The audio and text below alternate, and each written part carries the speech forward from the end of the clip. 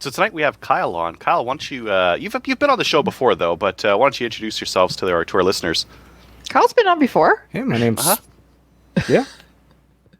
Three gun rules. Mm-hmm. I got to nerd out on three gun.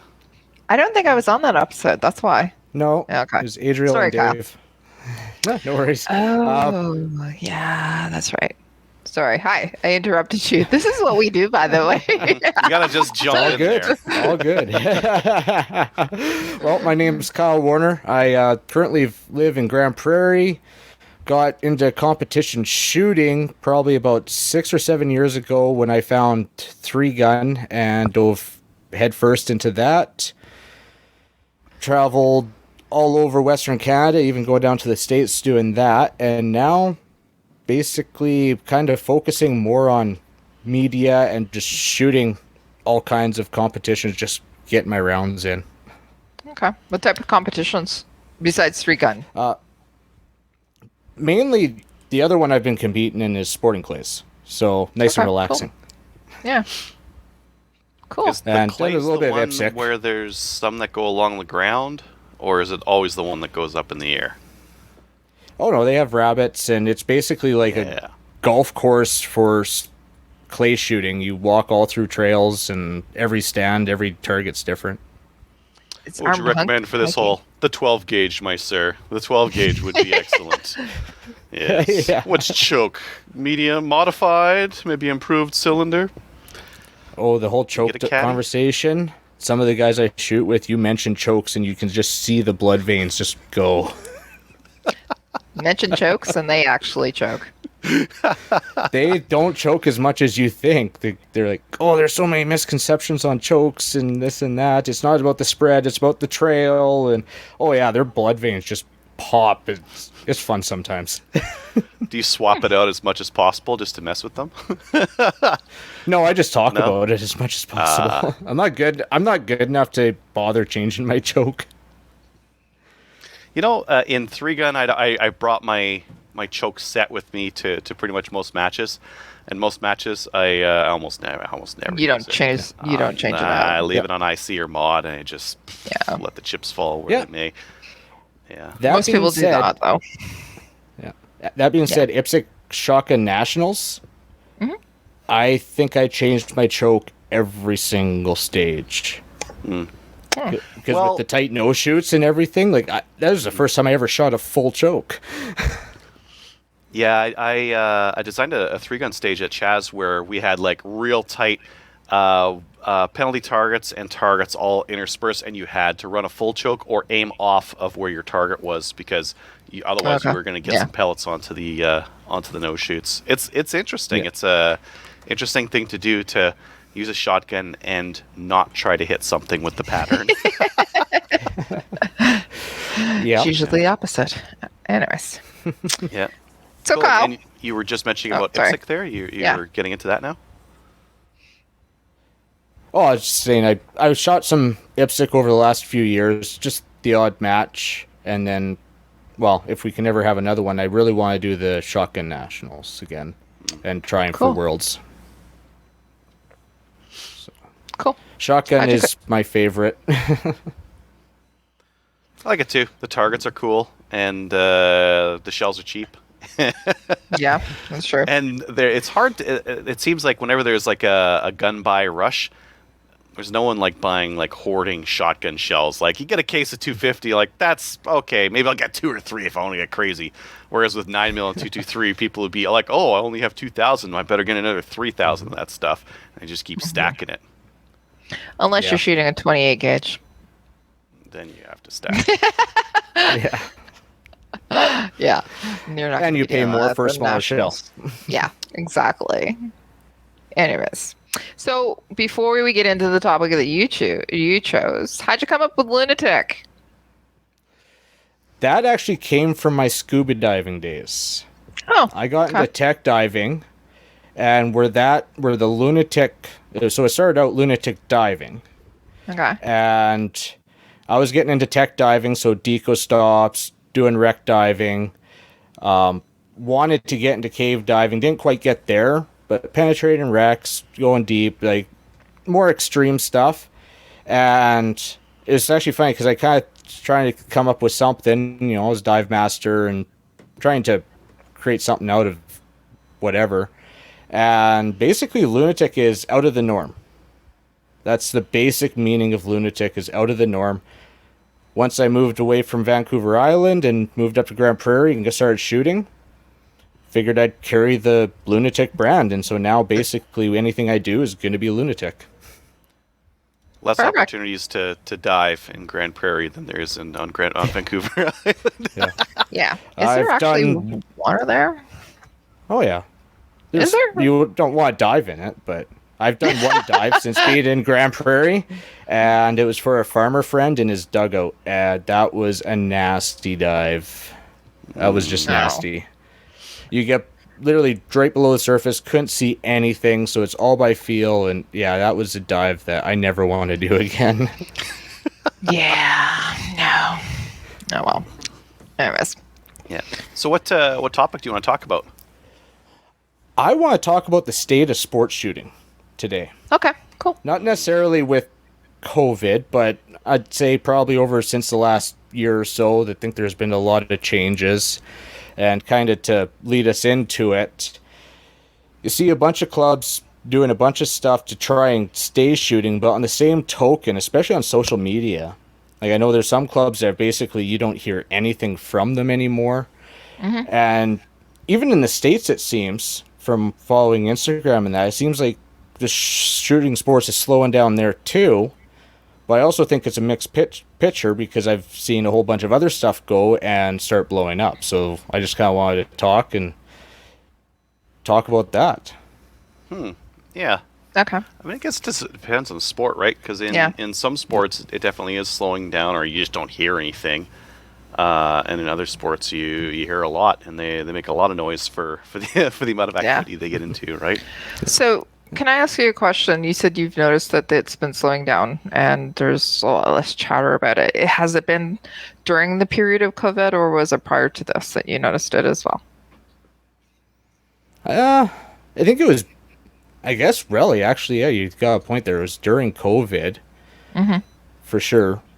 Because, yeah, I'm thinking it was January last year, and you started seeing matches that were previously there, big matches, like talking like the States, and they just basically stopped. I don't know if the match directors got tired or what. There's been a big shift over the last year, and I don't know how much can be attributed to COVID. I know a lot of it can, but how much can be, I don't know. It just, I don't know. It's kind of curious, interesting to go through the different options and what is causing it. Okay. I know that there's a lot that needs to go into a match, right? Yeah, there is. And a lot of, I think one of the things I noticed talking to other match directors is getting volunteers. Like some of the match directors, like they put so much time and effort into it, and they burn out. They burn out really quickly on it because they don't have like that core of helpers that are helping spread the load, and they cook out. And with some of the clubs, if that match director goes, that's it. That's it for that sport at that club. Well, I can attest to getting tired because finding volunteers up here doing the stuff I was doing up here with 3-gun. And I guess I should have done that through the introduction. I was running 3-gun up here for a number of years before we can't do it anymore at our club.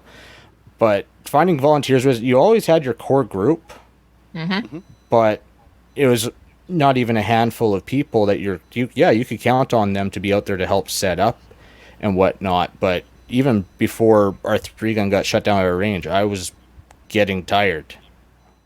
Getting really tired. Getting burned out. Yeah.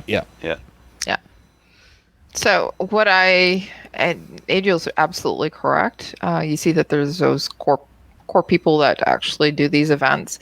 I think that what you noticed, like you said, starting in January of last year, some of the major events that were supposed to be taking place, as well as here in Canada as well. But you said specifically down in the US.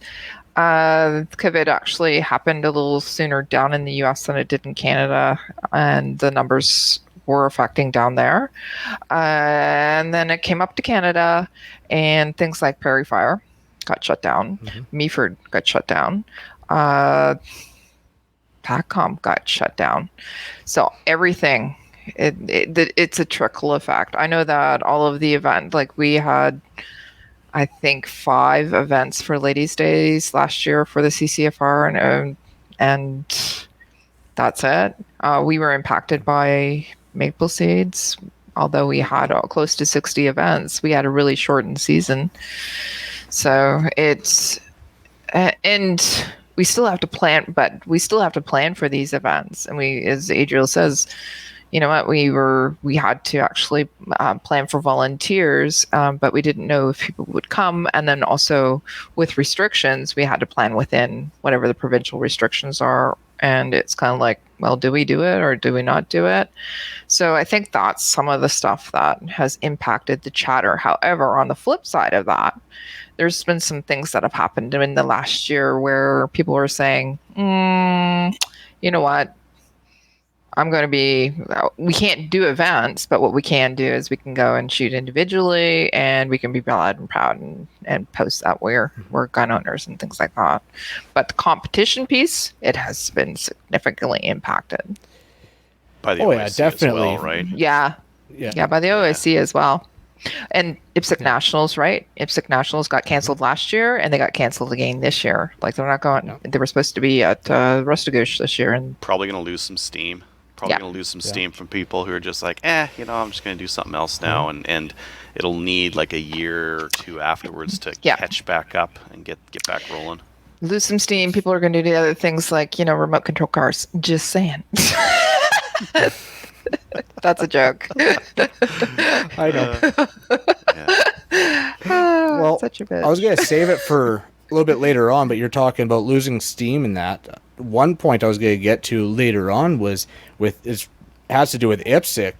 So locally we have a black badge instructor, and we actually had a range meeting there Wednesday night, and he was saying he's got more people than ever asking about black badge. That's the flip side of it. People can't do it, but they want to do it. So we have people waiting and waiting and waiting. Yeah. And the whole thing has... If he could put people through on the black badge, what do you got for matches around there? Well, you need to get the matches going, right? Yeah. Well, that's more of a regional problem, though, right? Like within northern Alberta, like we have this like lack of IPSC availability. We've got all the 3-gun you could possibly shake a stick at, but we definitely need more IPSC. IPSC's a little bit more approachable, a little bit easier to get into. The gear you can actually like buy all the gear you need with $1,000, and you can't do that with 3-gun. You need like quite a bit more than that. No. 3,000? No, you need 3 different things. Again, everything is backwards, so I have to. So expensive to get a good reliable semi-auto shotgun. It's like, oh man, that's some serious dough for a reliable semi-auto shotgun. Yeah, and but you just talked about everybody. It's like everybody's bringing the dog's breakfast for 3-gun now because of the OIC. Mm-hmm. Yeah. So that's still a thing. And I mean, I think we can still fill up those matches right now, but oh, absolutely. People want to shoot. Yeah. That's it. People really... Okay, Kyle, the reality is people want to shoot. They do want to shoot, but they're just not able to. These events aren't happening. Oh, absolutely. Like I said, I think it's a mixed picture, and we see clubs doing what they can. Like Chaz is creating divisions. Even up here, they made a 22 division. We're seeing SKSs and M1 Grands, like clip-fed rifles. You'd never think you'd actually see at a 3-gun. You tell people, bring out your SKS if you want, but you don't ever expect to actually see it. Well, you're seeing them now. Yeah, the tactical PCC M1 Grands. And PCC's exploded. Like they're getting very imaginative with their setups and what they're using, and I think it's bittersweet. It sucks that we can't play the game effectively, as I would say. But it's cool to see what people are coming up with just to play the game. Hey, did you know there was a guy using a lever action with 308 on clips recently? Yeah. I'm excited. I'm excited to see how that goes. That is interesting. Yeah. Savage 99. Oh, Savage yeah. 99 with 308 and 308 on clips. I blew my mind. I didn't even think that was a thing. Yeah. Yeah, I'm lost. I can't wait to see it. But- Can't wait to see it in action. But the Garands, yeah, like a 308 Garand is if you get that little like rear sight replacement and you get the red dot on top, that's kind of like a gamer gun now, right? Yep. Got that Yeah. 8 rounds, 308. It's like, Yeah. it's good. Yeah. Yeah. Yeah. So It if works, it, and it's amazingly low recoil. Mm-hmm. Like that muzzle is just there. Yeah, well, you put all the gamer stuff on there, like Chris has for Three Gun Out at Chaz, and yeah, he's got the gamer M1 Garand, which is does he? oh yeah, Oh yeah. it's It's all awesome. the gamer stuff. Okay, you need to take pictures. I'll send you Post some them. after I the show. got him on my phone. Okay. But Yeah, Okay. yeah, that's cool. So I have a question for you about non-pandemic times for Okay. competitions. So, like Adriel just mentioned, that 3-gun in Alberta is like, wow, right? IPSC, it's going on, but not so much. Whereas Ontario, IPSC is the cat's meow, and 3-gun, you can't get to a match. So, I would. Okay, sorry. no, I was just going to. Okay, you were going to say something, and then I'm going to actually say something back. Okay, you say first, Okay. and you go first. I'm so nice, it's Canadian. So nice. Yeah, usually we just talk over each other. I know. It's Kyle. I'm giving him a little. Go ahead. So, I would argue about the IPSC in Alberta. Because Okay. IPSC in Alberta, you had to register within a minute just to get into a match. Same in Ontario. So, yeah. So, but to say that IPSC in Alberta was kind of, it was. Well, it's on like, this- They were it's- fighting hard. It's not as big as in Ontario, no, for sure. But, anyways, Yeah, I'm playing with the Kelly's controls. playing with the controls. I want to drink. I didn't want anybody to see me drinking. I don't understand this piece. Okay, go. Yeah, I mean, like IPSC's definitely more. There's a lot more matches in the southern part of the province in Alberta, mid to north. Not that many, but they're there. They sell out quick, and yeah, we need more. We just need more matches. Yeah. I think. We need more matches There's overall for there's everything. Definitely more room for more matches, which brings us back to Right. needing more match directors to step up and more volunteers to step up and help out because you can't More- just have 60 people or 100 people show up for a shoot and have 8 people doing all the work, right? Yes. That's more ranges willing to put them on, too. That's Yeah. exactly it. More ranges willing to put them on, more ranges willing to have action shooting on the ranges, and then more people. I know that we just talked about how people get, they get Burnt a little out. tired and burnt out. It's usually the same people at the ranges volunteering to do something, and if you want, people complain. They complain because there's not any competitions going on or matches, but they also don't want to volunteer. So here's the deal. Volunteer. If you want Well, go I ahead. think it's they have to volunteer, but then your organization has to make it easy for them to volunteer. Yeah, So you yeah. need to have like multiple jobs, and you have to have like a path for someone to go from nothing to Mm-hmm. ROing, match directing, that kind of thing. So there has to be a clear path there, and there has to be encouragement along the way, and there has to be like, I don't know, buddy systems, like something to move them Mentoring, through yeah. and get them up there. Because without that kind of stuff, some people might really want to help, but they're just getting in your way, and they don't really know what they're doing. And there has to be that effective mentorship. Maybe it's a mentorship. Yeah, it's a program. mentorship program. Yeah. But I'm a big fan of somebody, if they're complaining, to say, hey, you know what? Sounds like you would like to volunteer. Great, thank you. Yeah. Come on over, send me a private message. I'll tell you how you can do that. Oh, for sure.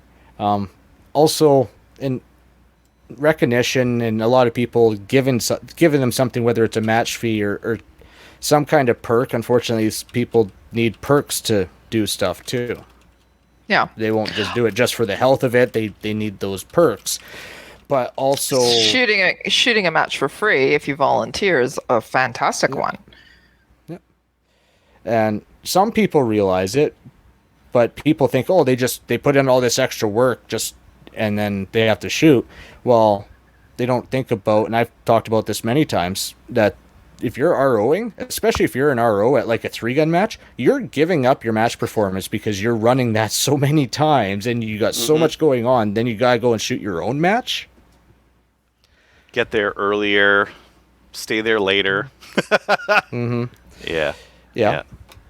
Yeah, it's a lot of work. I think it is a fun, challenge for volunteers, but I don't know, how do you get more volunteers besides just giving them stuff? Like, do you just say, okay, if we don't have the volunteers, we don't do it, or? Yeah, and I don't think that'll. Well, like it doesn't motivate.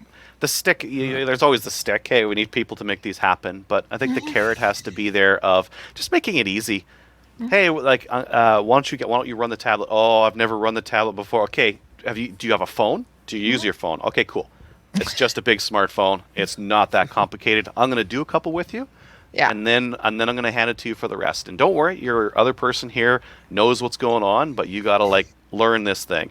Yep. Okay, now we're going to reset this thing over here. Let me show you how to reset this thing. And just like, I don't know, that's I guess that's more on the mentorship side. But again, like I feel like a lot of the people who go shooting are self-starters, are a little bit more individualistic, and are willing to help, but just need to be shown and the expectations need to be set about, like, okay, that guy just finished shooting, we stopped talking, now we're moving out there to reset, and the faster we reset, the faster we get out of here at the end of the day, which probably doesn't feel that bad right now, but when it comes 4 or 5 o'clock or 7 or 8 o'clock, you're going to want off this range.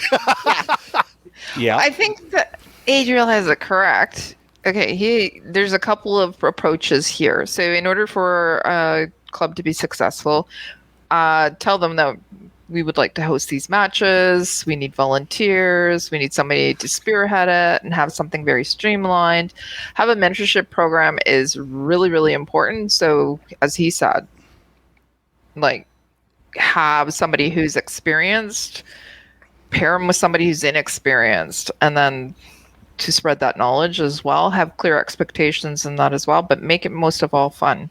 If they're not going to have fun, they're not going to actually want to do it again. But yeah, the clubs, I find that the clubs or the matches that do really, really well have a combination of all of those things happening. It's fun. There's direct communication, clear and concise communication as well. It's professionally run, and the mentorship program actually really, really works well. And if somebody actually does something at one range, and you can actually share it at another range and share that, because that's the other thing too. Like, a lot of people are super secret and want to keep things within the club, but share that. Yeah. Oh, for sure. Yeah, there's a lot to learn. Like, every time I go to a match at some other club, I pull out my phone, I take pictures. Take pictures. Like, I really like that. I saw a drop turner at Bonnieville that was like the cheapest design I had ever seen. It's like, I like that. It's like a PVC pipe and a PVC pipe with a bolt and like a little track cut out of it. It's like, oh man, yes, that's what. Because if you buy the MGM one, like, they're pricey. Yeah. They're pretty pricey. They're very durable. You'll enjoy them for years, but at the same time, that's a lot of cash to soak up if you're just starting out a club, or if you're just starting shooting sports. Like Sherwood Park is just starting out some of their stuff. So like for them to say like, oh, you know what? We want to do some 3-gun. We need about $30,000 for steel, because that's about what you need for a 3-gun group. Like, that wouldn't fly, right? So no, you got to start a little bit cheaper and do a lot more of the DIY stuff to get rolling. Oh, for sure. And the DIY stuff creates some pretty interesting targets too. Mm-hmm. Yeah. The other thing is too, like Adriel. Well, you probably shot it too, Kyle, but to have interesting targets or interesting props or interesting, like, you guys have like a freaking helicopter to shoot out of. That's pretty awesome. So if you're going to be having things like that, it means people are going to be coming to your matches as well. And Might be a bit gimmicky, but I don't know. Is shooting out of a car gimmicky? It's practical, right? It's practical. We're not allowed to do it. Maybe not. Yeah. Speak for yourself. We have it's a non-motor vehicle. The motor is taken out. It's a rolling stage prop. Yes. But to be able to shoot out of a car or something like that, that's I like it. It's practical. It's not. Is it gimmicky? I don't know. A little bit. But I like it. I like but shooting still, cars. yeah. So when you're able to do the helicopter and rappel from it and still shoot, I'm coming to your place. Well, okay. Interesting props or targets. I have two unique ones that we've done that I haven't seen in Canada. Like, we don't have a helicopter, but the one stage we would do on our big match every year was the golf cart run. Okay. You're sitting in there with your shotgun and you drive down the trail, and you have a driver, and it's the golf cart run. Pedal down, go shoot your targets. Well, that'd be cool. Yeah. It was fun. And then that stuff's great for the new guys in, right? Yeah. New person comes in. I've never done this before. Get on this golf cart and shoot out the side while I drive down this road. Like, what? This is so fun. We're not just shooting boring targets now. This is getting extreme. Yeah. Well, it feels extreme. It's actually pretty super safe, right? Yeah. Oh yeah, for sure. We make it that way. What's the other target you got? Or prop. The Death Star. Prop. Oh? The other the Death Star. Death Star. Yeah. Yeah, I get requested from clubs to bring it out. Like, I brought it to Chaz. I bring it to Peace River all the time. Like, I actually get requested to bring my Death Star out. Okay, tell me about this Death Star. So, are you familiar with the Texas Star? Oh, yeah. Okay, so it's a Texas Star that's on a pendulum. So it's propped up. So you have your star. Yeah, no, that's... star, and it's propped up. You shoot a popper, and it starts swinging back to side, and you have to hit the plates off, and the star still spins while it's on the pendulum. Okay, I'd be there all day. And there is zero way to predict it. There is zero way to predict it. Yeah, that's awesome. But I'd also fun target. I'd be going through a lot of ammo on that stage. A lot. That's a good target. Yeah. That's, that I think that stuff like really cements it for the first time shooter. First time someone comes out and they gotta like shoot that kind of wild stuff. It's like that stuff is really there's a high amount of appeal to it. Yeah. But I think that keeps people coming back. Yeah. Just being able to do that cool stuff. Yeah, you have to have open, interest. Shoot through a barrel, shoot through a VTAC, like all that stuff is. I still enjoy it. I've shot through VTACs like many times, but I still enjoy it every time I do it. Well, you do it a little bit differently. You do it a bit faster. Do it with a pistol. Do it with a shotgun. Do it with a rifle. Do it long range, close range. Like there's just a million different ways of doing this that all have a unique little bit to them.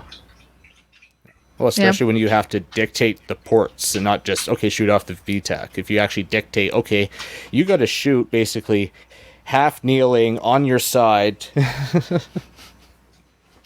Yeah. That makes it interesting. And then you have the people that game. Well, it's part of the game. Like, that's the thing. It's a game. But it is. It's part of the game. But it's always interesting to see what kind of contortionists are you're shooting. Yeah. There's going to be those people. And then there's going to be the people who challenge you. You didn't say it in the rules. That's not part of the briefing. You didn't tell me I couldn't do it. Mm-hmm. I didn't say you could. Exactly. But that's the way you got to do it, is if you get told you can't do it, then that's where I figured out you got to put it out there. And if they can see it or you haven't said they can't do it, it's fair game. It's fair game. Yeah. What else do you think that we need to do? Okay. What else can we do as a podcast to help with growing our competitive sports here in Canada?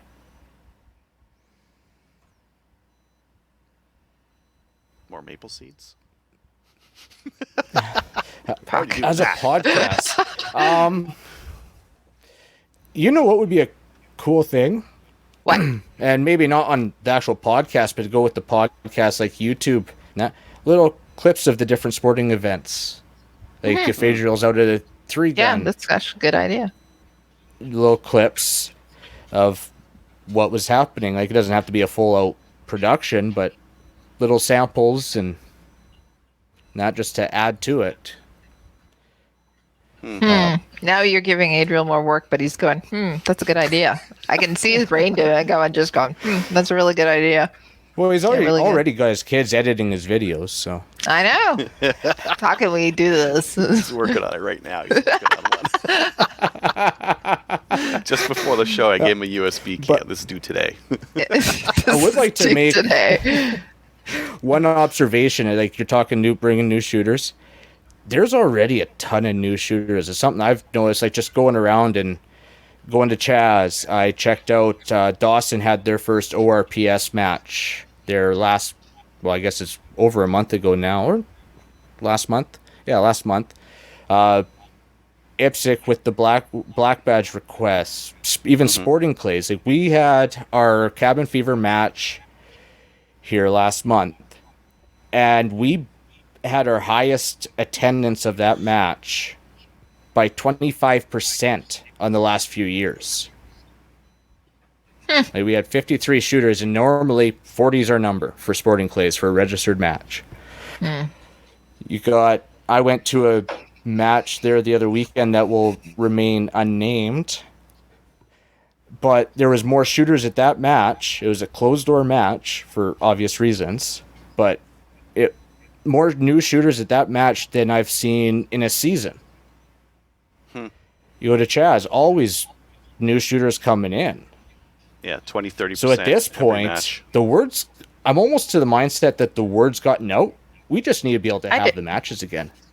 I do. Yeah. I think so as well. But right now, we just are talking about how we are we're restricting the numbers that can attend, or we're actually shutting down events. So people are they want to freaking shoot.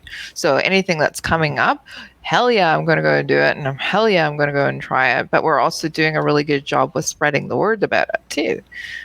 Our demand is there. I don't know if we have the ability to actually provide. Once COVID's over, we got it. I think we got it. I think that the clubs that get active, they're going to start getting really active. I mean, we're talking, I think last week here about how Chaz, like most weekends have events at it, and a lot of clubs are getting to be like that, where they have lots and lots of events. But I think that's excellent. It just gives a lot of. I don't go to every event. I couldn't possibly do it, but for the people who enjoy shooting, or they enjoy one particular area of shooting, it gives them a way to hang out with their friends and do the thing. Yeah, we just need COVID over, and the ranges to do it, because some ranges just don't like the risk or the perceived risk of running an event. Yeah, you're absolutely right. Yeah. Like say, it sucks to lose 3-gun up here in Grand Prairie, but my local club, we've said no, we're not shutting down, we're not stopping, we're still abiding by certain guidelines, keeping stuff, but we barely made it through the winter. We can't afford to shut down. So I understand certain clubs, they have higher optics where they might shut down, but I mean, we're still careful with it. Like even like that Sporting Clay match, that was under restrictions, but it's all how you look at it. Everyone kept their distance. Nobody was worried, and it was a great event. Yeah, well, I mean, Sporting Clays is one of those events where you don't have to have people right next to each other. They can have a little bit of distance between each other. You can stagger. Right? Yeah, it can be that distancing. It's a little bit harder with some of the other events to do it with. Our restriction right now is 5, and no sporting events, so whatever. But with 5, it's almost impossible. With 10, doable. You can do like squads of 10. You can do a Maple Shade with 10 people max. That's also doable. 5, can't do it. Yeah. It'll be done. It'll be done soon. This is like a month or 2 away from all being over, mostly. Enough that all I care about is getting the matches back up and running and doing those. Yeah, no, me too. So Here's a thought, like going back to Kelly's question about what you could do as a podcast. It's kind of similar to what you guys do with Maple Seed with monthly challenges. Now is a perfect time when your sporting events aren't going on. Range is still open to public shooting. Depends on the province. Yes, depends on the province. But even dry fire. Dry fire. But like right now is a perfect opportunity for people to work on the training. Mm-hmm. So highlight the training, issue monthly challenges, spitball in some ideas. Just thought of that. I know where we can get challenges. We just take the Project Maple Seed out and we'll put Slam Fire on top of it. Take some of the old ones, be like, do this at 100 yards. Yeah. Yeah. Like even for pistol shooters, have like, okay, Mozambique challenge or, a 1R1 or something like that, or unloaded start. The Maple Seed challenges. Yeah. Something that could be added to it. And encourage people, like they need it, but encourage people to go and shoot. Or like record their draw time. Yeah. Record your draw time. It's not like some people can't do it quick, and some people will be in the middle. That's fine. No. Record it. Post it to Instagram. But it's fun. It's fun, and it gives them still a chance to compete. Maybe not the competition that they're looking for, but still an opportunity to compete. Mm-hmm. Yeah. Because what? Everything's a competition. I agree with that. Yeah.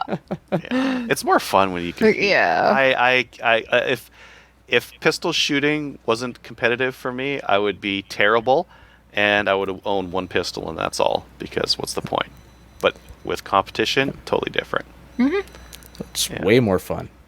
You're pushing yourself to the edge. Actually shooting steel, not just punching holes in paper. Moving.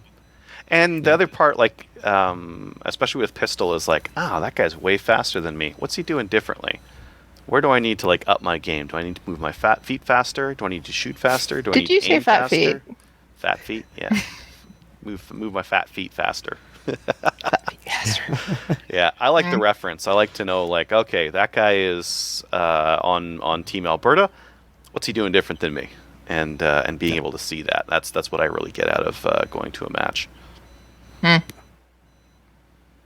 Yeah. For sure. One of the things that I like. And the competing. Mm-hmm. Even if it's not good. It's fine. It's fine. It might train wreck, but it's still fun. And you're still pushing yourself, so there's an end. Well, if you train wreck a stage, then the other stages are like swing for the fences. Hey, Right? you know what? Well, yeah. You wouldn't be the only person that's a train wreck. There's every competition. Yeah. You feel like it, though. I know. Like all the eyes are on me. They all saw me draw my pistol. You didn't see that? No, just kidding. Yeah. Just gonna dust it off. Yeah. So good. Yeah. Awesome. Anything else you think we should talk about with sport shooting and sport shooting in Canada? Well, I was going to mention that you even start seeing some new ones starting to get considered right now based on more range restrictions. Like up here in Grand Prairie, I actually got approached because basically our moving and shooting is done. We can't do it. There's any chance of doing it, it's pretty limited. And so like we were even looking at like NRA action pistol. Like Bianchi Cup style shooting. Yeah. Just to try and get some kind of pistol competition in an area where you can't have moving shooters. Is ORPS too much movement? That 22 standing? No? Race guns? I don't think so. I like ORPS. Steel challenge? We were actually we were looking at that before we got shut down. Our rifle director was bringing that up and trying to get in contact. That was a couple of years ago, and contact was a little harder at that point in time. Mm-hmm. And he was looking at that, and then, stuff happened. Race guns, you can do it too, and you can do it with pistols. Yep. Steel challenge, but with 22 and pistols and rifles. Not much movement. Nope. If any. Nope. But it's super fun. Yep. I shot one steel challenge at Raz, when my first year of competition shooting, and that was fun. I sucked big time at that, but like I brought my buddy who never shot a pistol, and he beat me. And oh, okay. Little hit to the ego there. Yeah. Oh wow. Steel Challenge is very like micro, like the draw, the push out, make your hits, and it's so overly optimized to like a flash of a little stage that I kind of like the little bit longer stages where you have to maintain that level of acuity through the whole thing and not quite so micro optimized to absolutely like every movement. Oh, for it's sure. very optimized. Where you have to come up with a stage plan, and there's like multiple stage plans, and you have to come up with your stage plan your reloads. I love that because while you're running it, you still have to have that in your head, and it creates a whole other aspect to it that a lot of people struggle with. I've struggled with it, but I've gotten better. But and dealing with when your plan doesn't go according to plan. Something just happened, you needed to reload early, or you needed to use more rounds than you thought. Can you deal with that, or do you just melt? Because some people, it's like one little thing goes wrong. Oh, their rifle jammed, and all of a sudden it's just full-blown meltdown.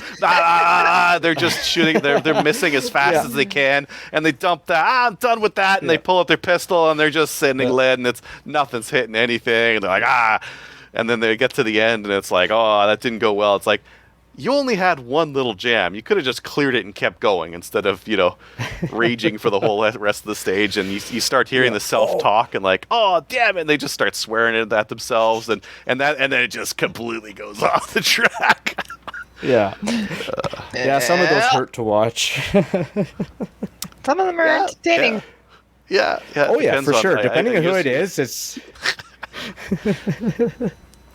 Yeah. Some people, it's like, are you a sadist? Oh yeah, there it goes. Just a matter of time. It could be anything. No, it's like 10. You can do the countdown. 10, 9, 8. Here it comes. Yeah. Start the cameras. No. Yeah. Yeah. They're the guys that break their putter on the golf green and chuck it in the lake and go grab a new one from their they already had a spare. Yep. Yeah. Awesome. Yeah. Cool. Anything else we should talk about? I think we're good. I mean, we pretty much covered quite the wide range as far as sports shooting is concerned. Yeah. I like your idea. Get little video clips of shooting each style of sports shooting. That'd be neat. Just give people more exposure to some of the different styles. Top Gun kind of thing, right? Yeah. Interesting. That's what we need is a Canada Top Gun. Like the old TV show. We needed a Canadian Top Gun. CCFR kind of has it going. Yeah, I was going to say. Yeah. Oh? Do they? Yeah. But they just you'd have to show a bigger split, more different styles of shooting. I guess they do it. No, they do it. I mean, Top Gun, Top Gun was, they even did archery, knife throwing. There was everything. Yeah. Yeah. CCFR downrange, though. Yep. They feature so much. So many different. Oh, yeah. Yeah, they cover the different shooting sports, yeah. Yeah. Do they actually have their own competition going now, or? No. No? Yeah, that's what I was thinking, like a Top Gun competition. Yeah, get 4 people. You get your archer, your IPSC person, your 3-gunner, and your clays. Sounds and like make them shoot so much everything. Work. Yeah. You have to be in an area that offers everything. That'd be fun, though. Yeah. Cool. That would be. All right. Yeah. Well, definitely. Thanks for coming on the show, Kyle. Yeah. Oh, thanks for having me. And by the way, I love the man cave. It's like you like that? Yeah, here. Yeah, it's very much studio. It's got a little bit of the old, Hugh Hefner feel to it as well with the lighting. There you go. I'll take that as a compliment. Yeah. Yeah. All right. Well, thanks for coming on. Adriel saw Yeah. Go ahead. I was gonna say, Adriel saw my old background. I think this is a little better. Awesome. Yeah, that's good. My Yeah. old background is literally like just over there with the old bookshelf. But anyways, sorry, Kelly. No, looks great. Looks professional-ish from the point of view of it could be, you know, Ish. the bunny mansion. Anyways, Awesome. Well, All right. thanks for coming on, Kyle. there you go. Well, thank you for having me. It was fun. Yeah. Good night.